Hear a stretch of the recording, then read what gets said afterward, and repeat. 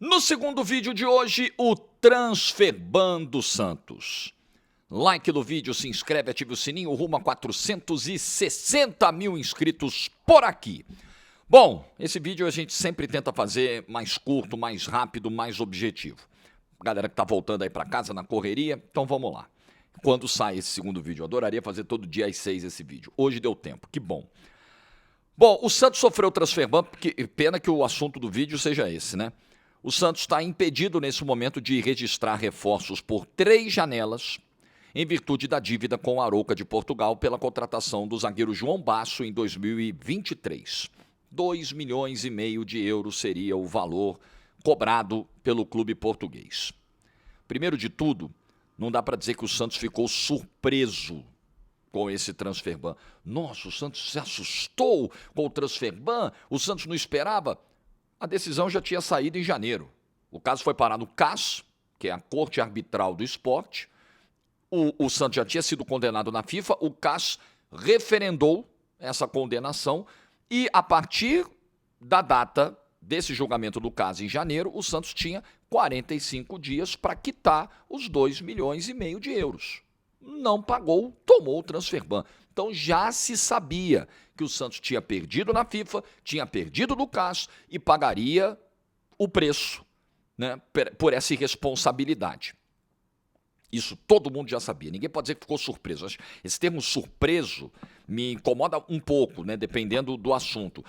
Os dirigentes ficaram, quando você está negociando com um jogador, nossa, ou surpresa ou susto, usam muito também. Os valores da negociação assustaram. Valores de negociações do futebol assustam quem não entende a lógica do mercado. Aí realmente fica bem assustado. Ou quem não tem dinheiro. Quem não tem dinheiro está assustado sempre, né? Nossa, os valores assustam. Enfim, então não é surpresa para ninguém. Eu tenho perguntas a fazer sobre esse episódio. Tenho muitas dúvidas aqui na minha cabeça. Primeiro é o seguinte, e aí não é só uma questão de dúvida, é lamentar que um zagueiro de nível tão baixo, tão limitado, e que inclusive acabou de ser dispensado, tenha gerado esse custo ao Santos e o não pagamento por ele tenha gerado esse Transferban. Porque nem o retorno técnico o Santos teve. O Botafogo tomou o Transferban pela contratação do Almada, né? Mas o Almada é craque. O Almada deu uma Libertadores e um brasileiro, ajudou a dar ao Botafogo. Então, pelo menos o torcedor vai argumentar, ficou ruim, não pagou, mas tá aqui, a taça tá aqui. Nem isso o Basso deu, porque ele não pode dar, porque ele é um jogador de nível muito baixo. Então o Santos se enrola por jogadores cujas contratações são muito questionáveis. Se enrola em não pagamento de transferência, se enrola em altos salários. Essa é a realidade do Santos já há alguns anos. Esse é um ponto para se lamentar. Mas eu tenho perguntas a fazer. Primeiro, presidente Marcelo Teixeira, o senhor não sabia do passivo do clube quando assumiu? Porque não dá para falar em herança maldita. Porque é o seguinte, em 2023 o presidente ainda era o Rueda, certo? Quando foi contratado o Basso. 500 mil de entrada e mais parcelas. Uma parcela que vencia ainda em 2023 e duas parcelas que venciam em 2024 já sob a gestão Marcelo Teixeira. Isso é importante a gente destacar aqui.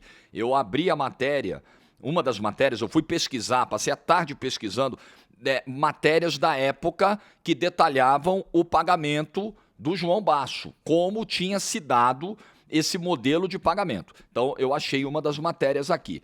Pagamento à vista e 3 parcelas posteriores pelo João Basso. Uma parcela venceu em novembro de 2023, outra parcela em março de 24 e outra parcela em julho de 2024. Cada parcela, 750 mil euros. Então, mesmo que todas as parcelas vencessem em 2023, antes do Marcelo Teixeira assumir o clube, isso pouco importa. Porque falar em herança maldita, ninguém obrigou o presidente a estar lá. Ele se candidatou sabendo que o clube vinha sendo mal gerido, que ele teria um passivo para administrar, que ele teria dívidas a pagar. Então, mesmo que fosse toda a conta da gestão Rueda para ser paga só em 2023, até o inominável sair, isso não é justificativa. Só que, para deixar a verdade dos fatos muito clara, segundo as reportagens da época, 2 dessas parcelas já venciam na gestão Marcelo Teixeira. Então isso precisa ficar muito claro. Não dá para empurrar para a gestão anterior. Porque isso é uma prática, né? Na política nacional, na política mundial, política de clubes, isso é uma prática. Herança maldita, estou administrando uma herança maldita. Ora, você já sabia. Quando você compra uma empresa, por exemplo, o cara compra uma empresa que está ainda à falência, que está mal das pernas. Você passa a herdar as dívidas daquela empresa. Meu Deus do céu, não tem surpresa nenhuma. E se é uma herança maldita, você quis pegar a herança. Você quis comprar a empresa falida ou falindo. Você quis administrar um clube com passivo alto. Você quis assumir a prefeitura de uma cidade endividada. Amigo, lide com isso. Lide com isso. Então, essa é uma questão que precisa ficar clara. Assim, por que falar em herança maldita? É a primeira pergunta. Vamos lá, eu tenho outra pergunta. Consultei matérias do mês de janeiro que diziam que a venda do Souza serviria para pagar o Transferban. Eu achei uma matéria aqui do dia 15 de janeiro do site da ESPN, Jalil Elias, assinando a matéria. E na matéria dizia o seguinte, olha, com a venda do Souza, o Santos vai quitar a dívida com o Arouca de Portugal, que está na casa de 2.600.000 euros. Fontes ouvidas pela reportagem, fontes do clube, disseram que a prioridade seria pagar dívidas, em especial as de curto prazo. A mais urgente delas, a do Baço, está aqui na matéria, dia 15 de janeiro. Aí eu fui consultar como o Santos recebeu, se é que ele já recebeu, o dinheiro da contratação do Souza. Que aí você pode dizer, mas de repente o Tottenham parcelou 5, 6 vezes, o Santos não pegou esse dinheiro ainda. Muito bem. No dia 6 de fevereiro, a Ana Canhedo, no GE, publicou uma matéria dizendo que o Santos antecipou o dinheiro da venda do Souza para gerir esse fluxo de caixa. Então o que o Santos fez? Chegou para um banco estrangeiro e falou o seguinte, vai pintar uma grana aí, são 95 milhões de reais que o Tottenham vai pagar e 82 milhões de reais ficam para o Santos. Esse valor o Tottenham vai pagar. Você consegue antecipar para mim esse valor antes do Tottenham pagar? É uma operação bancária, né? Tem gente que antecipa, você já viu, antecipação de 13º, quando começa ali agosto, setembro, já vê as propagandas na televisão. Antecipe o seu 13º, você vai lá para o banco e fala, eu só vou receber em novembro, dezembro, mas me libera esse dinheiro agora. E aí o banco cobra uma tarifa, cobra uma taxa, morde uma parte e beleza. Foi isso que o Santos fez, segundo essa matéria, uma taxa de juros de 3%. Então, essa matéria é do início de fevereiro. Na venda do Souza, antes mesmo que o Tottenham tivesse feito o pagamento, o Santos pegou, segundo a matéria, 82 milhões de reais de forma antecipada. Aí, descontados aí os 3% de juros e tal, mas ele pegou o valor de forma antecipada. Pergunta, o que aconteceu, o que foi feito com o dinheiro da venda do Souza? Com o dinheiro dessa transação, dessa operação. Quando o Santos vendeu o Marcos Leonardo para o Benfica em 2024, ele fez a mesma coisa, inclusive. A mesma coisa, essa operação bancária, para pegar logo o dinheiro, antes que o clube pague. Porque às vezes os prazos dos clubes são um pouco mais extensos, às vezes a compra é parcelada, você quer pegar o dinheiro logo à vista. Isso é uma operação bancária corriqueira, normal. Mas a pergunta é, o que foi feito? Se a venda do Souza era para pagar dívidas de curto prazo, por que a dívida do Baço não foi paga? Se uma venda que rendeu... Por que uma venda que rendeu 82 milhões de reais ao Santos não foi suficiente para pagar uma dívida que, na casa dos reais, deixa eu só atualizar aqui, está na casa de 15 milhões de reais. O Santos pegou 82 pelo Souza e tomou um transferban porque não pagou 15 para o Arouca. Dinheiro tinha, não? O dinheiro não seria para pagar as dívidas de curto prazo? Segundo fontes do clube disseram à ESPN na matéria do dia 15 de janeiro. As coisas não fecham, cara. Mas tenho outra pergunta a fazer.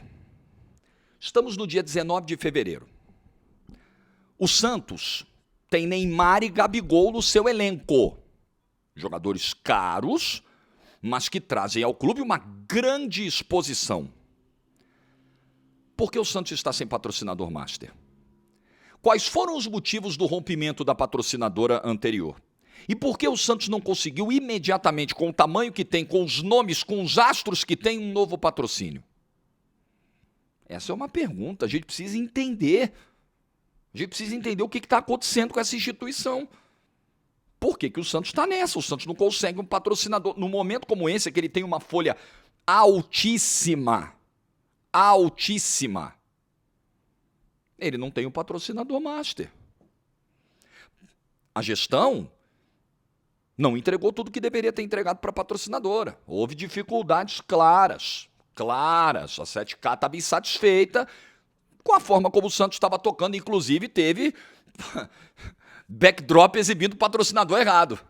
Imagina, você está pagando o dinheiro, aí os caras botam o patrocinador antigo e esquecemos, demos um mole. Não pode dar mole com isso. Não pode.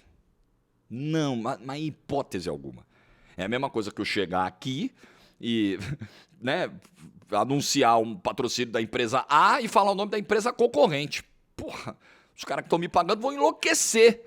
Imagina, não existe um negócio desse. Então, mesmo tendo Gabigol e Neymar no elenco, o Santos perdeu há mais de um mês o seu patrocinador master e não consegue trazer outro. Por quê? O que está acontecendo? Aí o Santos contrata o volante. Precisa de volante, é uma carência, né? Você viu quando o Arão se machucou, teve um problema de saúde, o drama que foi. O Tomás Rincon tá na barca, foi liberado, é um volante a menos. Aí trouxe o Christian Oliva, não pode inscrever. Correu para contratar o cara, não pode inscrever, tomou o transferban. Transferban que há pelo menos 45 dias o Santos sabia que ia tomar. Era certo. Quando saiu a decisão do CAS, era certo. É transferban, não tem conversa. E aconteceu. É lamentável, mas essas coisas se normalizaram no Santos Futebol Clube. É como eu tenho dito sempre. Nessa piscina de tubarões, o Santos não vai sobreviver se continuar se comportando dessa forma. Se continuar com esse modelo de administração. Tem uma entrevista do presidente Marcelo Teixeira que está sendo resgatada, à Rádio Bandeirantes aqui da capital, em janeiro, quando ele detalhava o plano para negociar com o Arouca. Aí ele fala assim na entrevista, salvo alguma imprecisão minha aqui, tá? Nós temos o pai de um conselheiro que é português e nós mandamos ele lá a Portugal, pai do conselheiro, para conversar com os caras, porque é português, né? E aí os caras não quiseram, estavam irredutíveis, não rolou acordo. Então veja, essa figura ela foi escolhida porque ela tem habilidade de negociação, porque ela tem um cargo, ela é representante oficial do clube, ela entende de negociações, interlocuções com clubes de futebol, ela tem essa vivência, é profissional do ramo, ou foi só porque é português, nasceu em Portugal, é pai do conselheiro, então vamos. É assim. Quando eu digo, às vezes sou chato, às vezes eu sou indelicado, e pelo amor de Deus, mas parece que o Santos parou no tempo uns 30 anos, cara.